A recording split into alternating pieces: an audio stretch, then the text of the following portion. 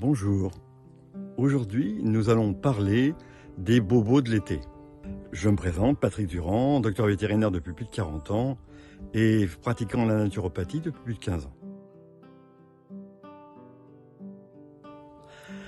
Ah, les bobos de l'été, c'est ce moment où évidemment nous en sortons avec notre chien, éventuellement notre chat, notre cheval, qui sait, un petit peu partout, et puis nous rencontrons évidemment des difficultés.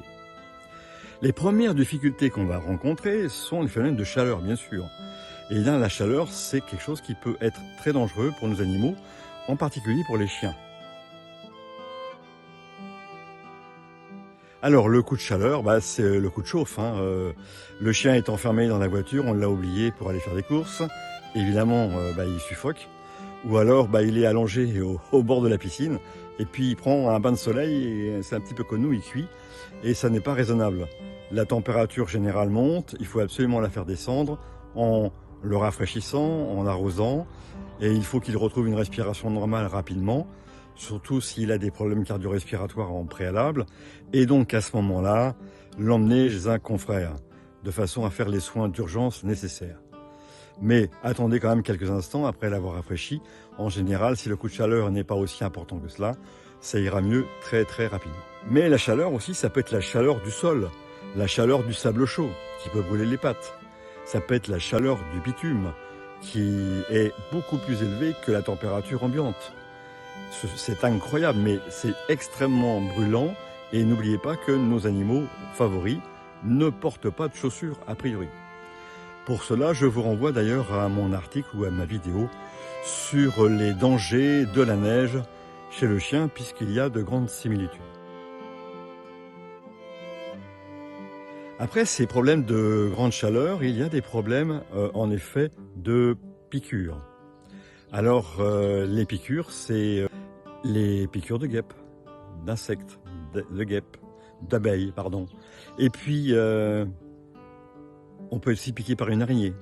On peut être piqué par une méduse. Faire attention à tout cela. Donc les méthodes sont plus ou moins les mêmes que pour nous. On va mettre du vinaigre sur l'endroit qui a été atteint et puis ça va s'apaiser. Mais des fois, ça n'est pas suffisant. Et là, il est très intéressant de donner de l'homéopathie, c'est-à-dire en l'occurrence Apis mellifica, qui va marcher pour toutes ces piqûres, quelles qu'elles soient, et qui va enlever la sensation de douleur et enlever l'inflammation. La sensation de douleur chaude et la sensation des désagréments qui fait qu'on va se gratter et qu'on risque d'envenimer le problème. On utilise en général un Apis mellifica en dosage 15 CH qu'on peut répéter s'il le faut toutes les demi-heures jusqu'à obtention d'un bon résultat. Ceci étant, si vous voyez que ça n'évolue pas favorablement, rapidement, c'est-à-dire dans l'heure qui suit, il est bien sûr indispensable d'aller voir un vétérinaire. Un cas particulier que j'ai déjà cité, c'est l'édème de Quincke. C'est-à-dire que votre animal, après avoir été piqué par une bête, va avoir une sorte d'urticaire géant avec des boutons de partout et surtout une tête qui va gonfler énormément avec une tête dite d'hippopotame tellement elle est gonflée. Alors c'est très impressionnant. Imaginez que tout ce que vous voyez à l'extérieur peut être identique à l'intérieur. En général, et quand je dis en général, c'est dans 90% des cas, Apis mellifica est largement suffisant pour arrêter ce phénomène. Sinon, on l'emmène chez un confrère qui fera les injections nécessaires et qui mettra peut-être votre animal en perfusion si son cas avait trop évolué.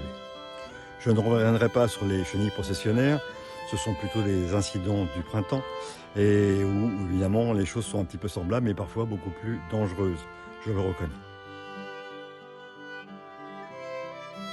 Avec toutes ces petites choses qui peuvent nous arriver l'été, il peut aussi y avoir des petites chutes. On tombe d'un endroit qu'on n'avait pas vu, un petit fossé. On se prend une branche, chose comme ça, comme pour nous.